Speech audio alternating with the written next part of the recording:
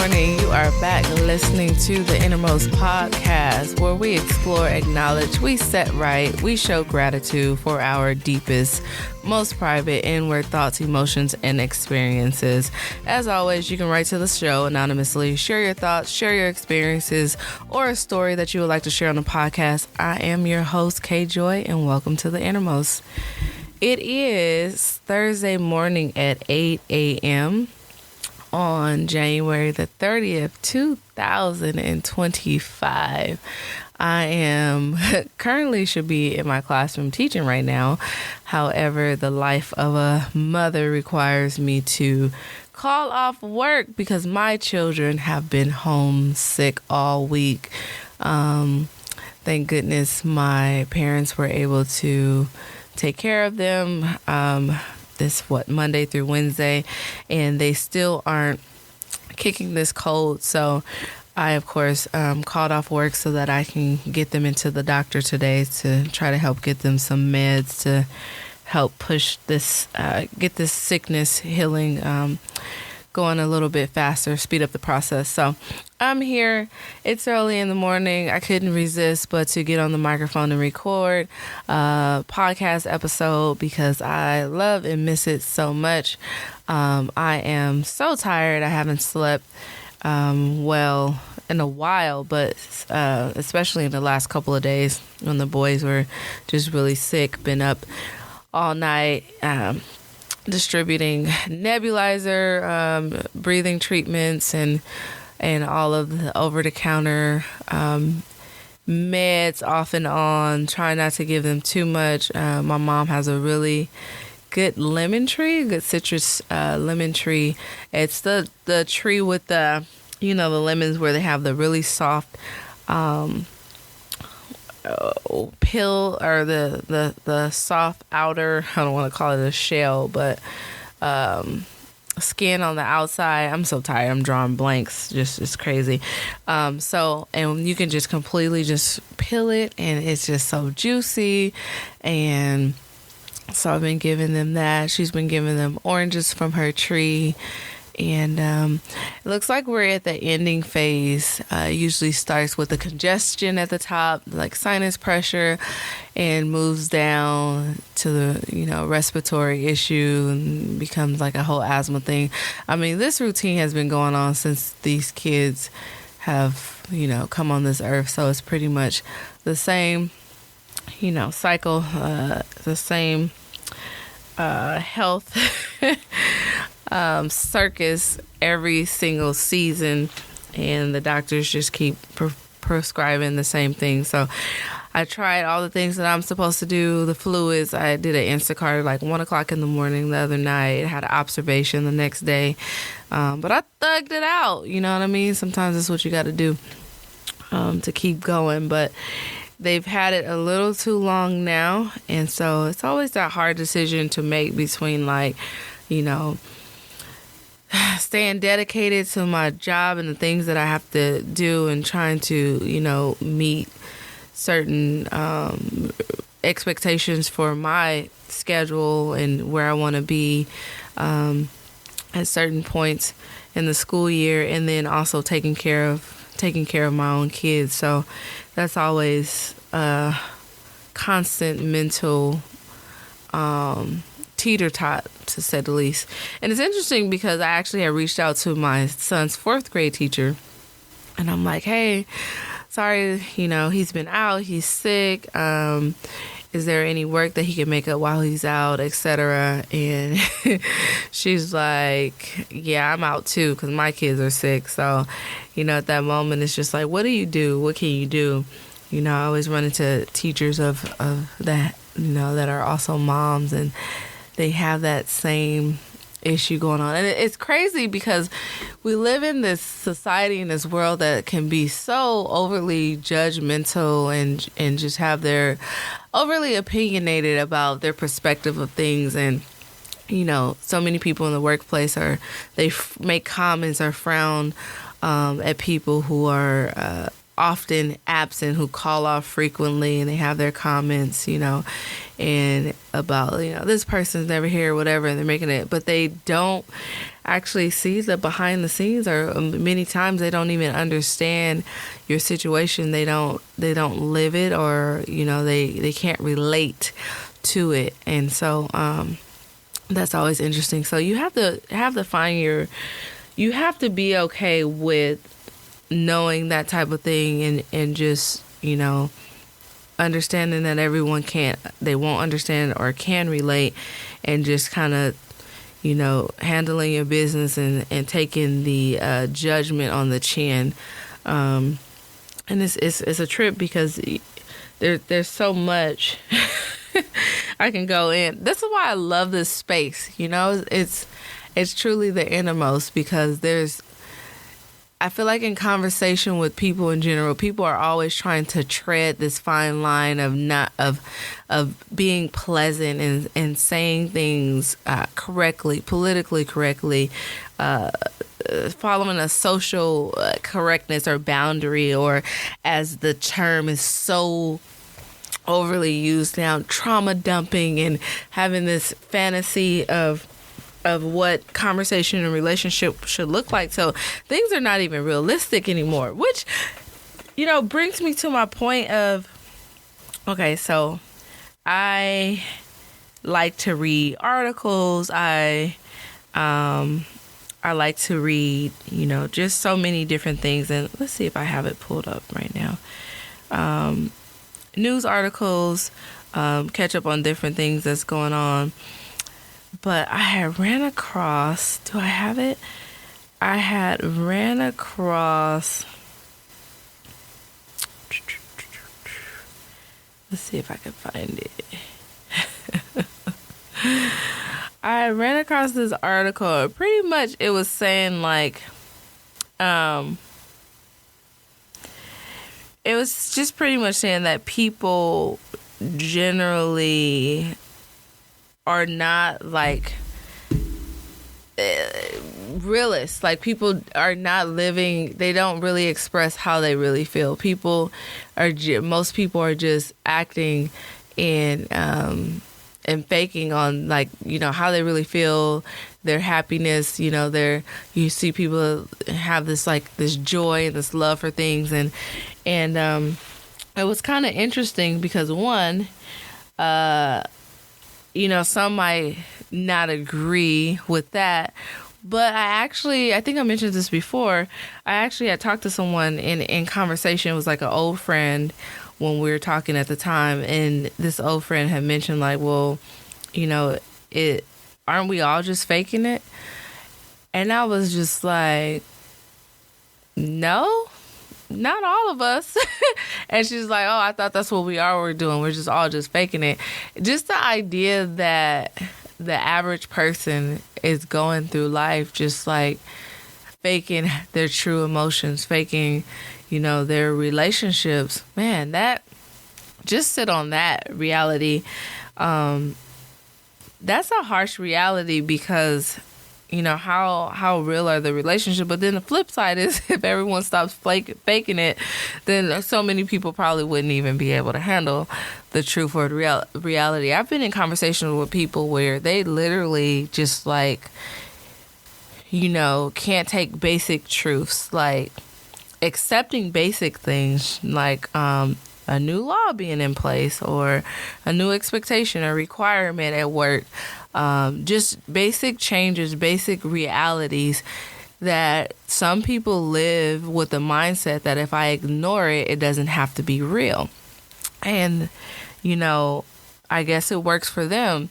And we're not really in a culture that is stern or stand solid on saying this is true or false, this is right or wrong, or this is the ways to think. We're more like, oh, well, if that's the way you feel, or if this is your truth, or this, this, that, and other thing. So there's no real foundation when it comes to things in general, relationships, perceptions, ideas, and and all those different things. So those things I feel like spill over into how we work, how we we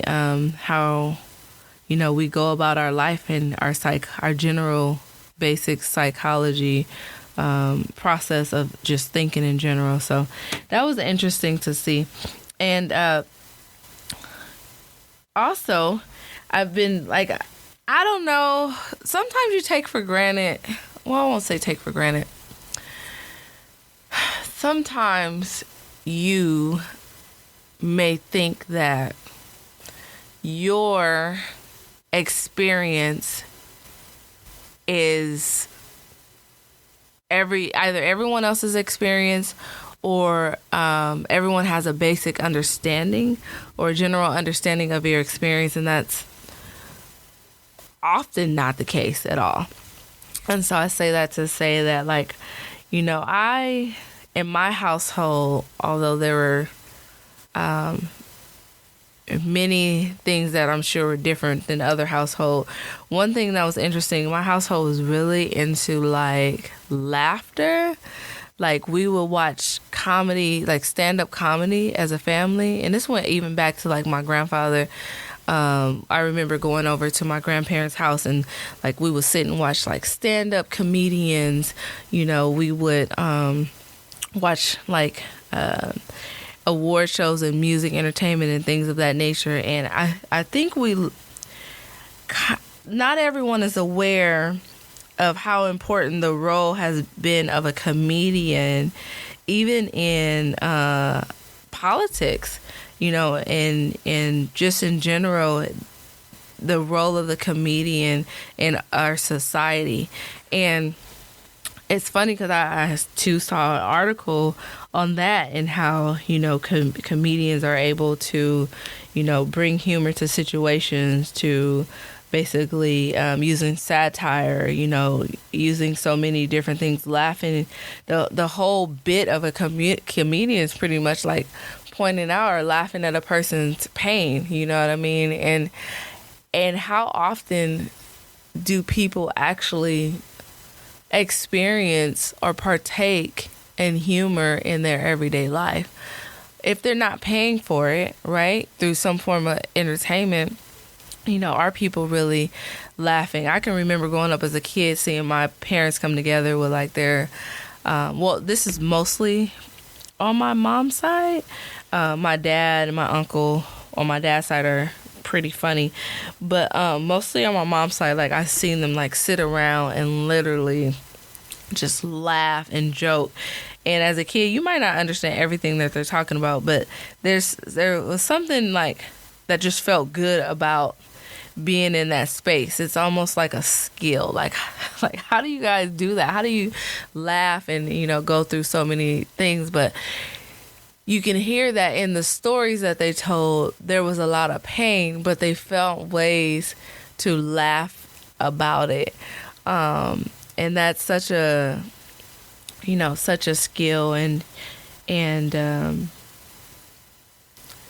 I feel like it's admirable in a lot of ways, because not everyone is humble enough to laugh at situations or experience that they had, or not everyone can face the realities of things in that way.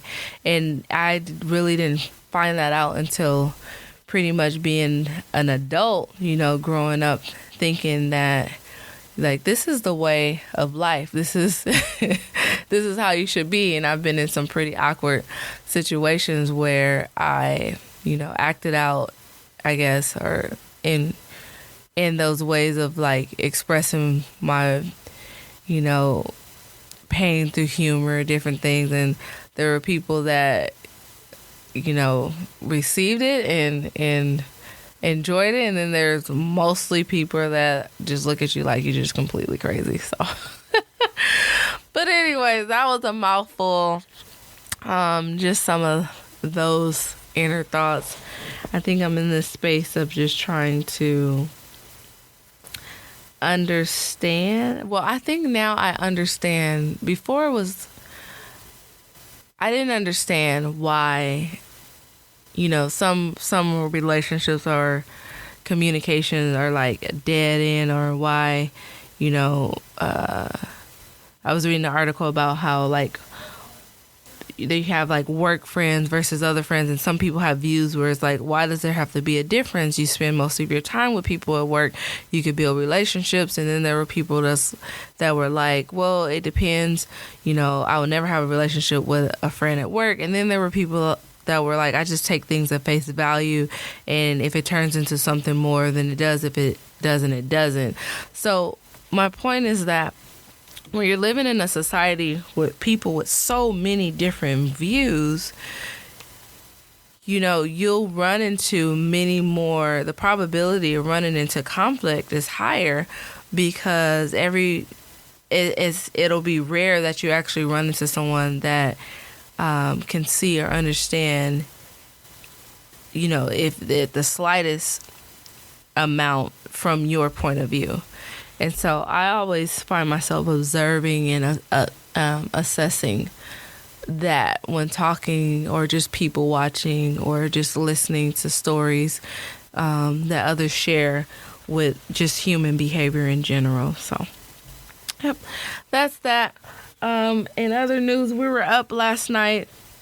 Very heartbreaking plane crash, collision with a military helicopter in Washington, D.C.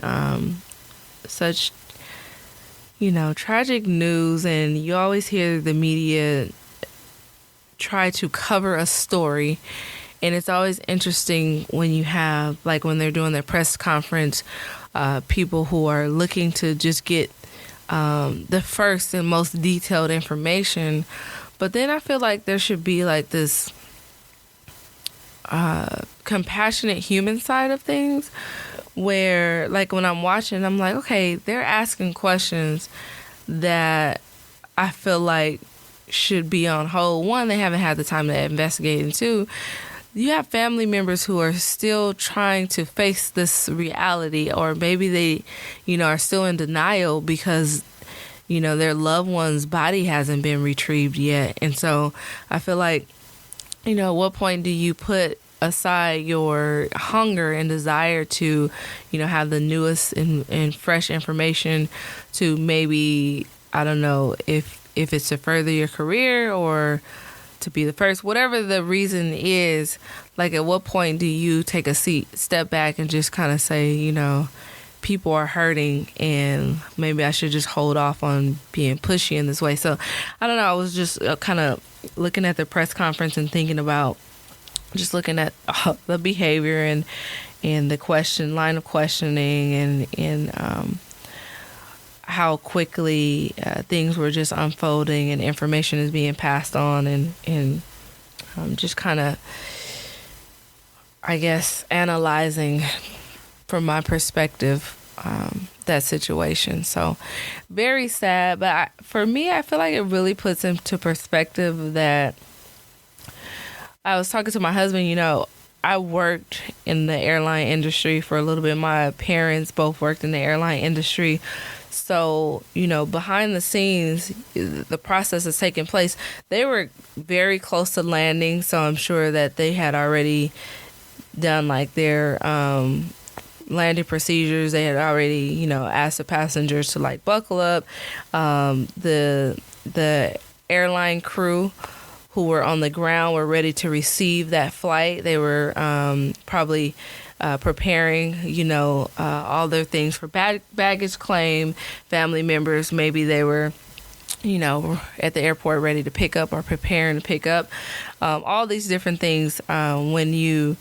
Once you close the door of an aircraft, once you close that door of the aircraft when they were getting ready to depart Kansas, the flight crew has to hand over the manifest, to the airline crew that basically were loading the flight and things of that nature. Once they lock the door by security, they can't open that door.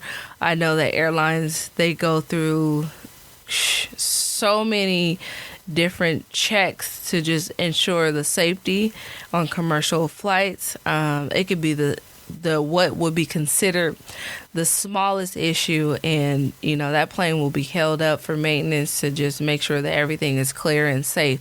And so there's so many different checks that I know that go on behind the scenes with airlines. And so just to imagine that all of these things are taking place, family members who are probably in flight, they talk to their loved ones. Hey, I'll be there at this time. Talk to you later. Putting my phone on airplane mode, getting ready to land. If they were taking a nap, waking up like, hey, we're about to land. It's time to start waking up, just getting your head right and getting ready. And then the tragic accident. So, it's just tough to think about, but it really drives home, again, going back to, realities and being realist, and the fact that not everyone wants to hear that, the fact that we're not guaranteed. That this is so unpopular. Like, what I'm talking about is the most unpopular conversation, is that you're not guaranteed to speak to someone that you love again. You're not. And we live in a society where we're pretty much spoiled in a way, or it's the expectation that you will, because we have such quick communication, text and call and all this different things, social media. You pretty much know what's what and where everyone is, and even if you don't talk to that person, you have some people that keep tabs on other people. I've heard of people just pretty much like, some stalking other people's pages, or just some just kind of scouting and just watching from afar and things of that nature. But the true hardcore reality is that we're really not guaranteed any extra moment with anyone that we love. And that's something that we should probably think about. Now, that doesn't mean that that's not said to evoke guilt. It's just a fact, and just something to always keep in mind. So, anywho, all of that is a mouthful. It's definitely still Thursday. It's a work day for me. I am clocking into my job as a mom nurse today. Just kind of going over some of the thoughts that I had. I know there's so much going on with the new Trump administration. I mentioned on the last episode here, and just been watching things unfold. So many attempts at different executive orders to be put in place, and then so many halts and holds by judges to delay things. So definitely a lot going on, especially in America. I was curious. This was just my thought. I was talking to my mom this morning. I was telling her, with Trump putting out that he's calling these different organizations and different places to scrub, companies to scrub their websites and stuff of DEI and everything. I was just curious, because I do love Disney. What would that look like for Disney, and if they're looking to comply? And sure enough, or as my mom would say, sure as shit, I found an article about how Disney is reluctant to kind of follow the push for that, and pretty much clapping back with saying that diversity is a skill. And they actually have, I guess, their earnings and everything, their fiscal report posted on their website. I guess usually they go public with it, but this year it's just posted. So they're showing, all the ways they benefited from, diversity and things of that nature. So it'll just be interesting to see things unfold. I know that one thing that I had noticed in the last at least year or two on Disney Plus with like the old classic movies that were like, Little Mermaid, or movies that were basically like based on like male and female relationships, or what people would consider older views or ideals or things of that nature. They had a disclaimer on these classic movies, and I wish I could just go through and find it. I said I was going to kind of go through the website to see if they removed it, but it was pretty much saying like, pretty much like the storyline is based on past ideals, and they may be offensive to others, etc. So there's like a disclaimer before any of certain classic movies would come on. So I found that was interesting, and I was just wondering if they were going to now remove that.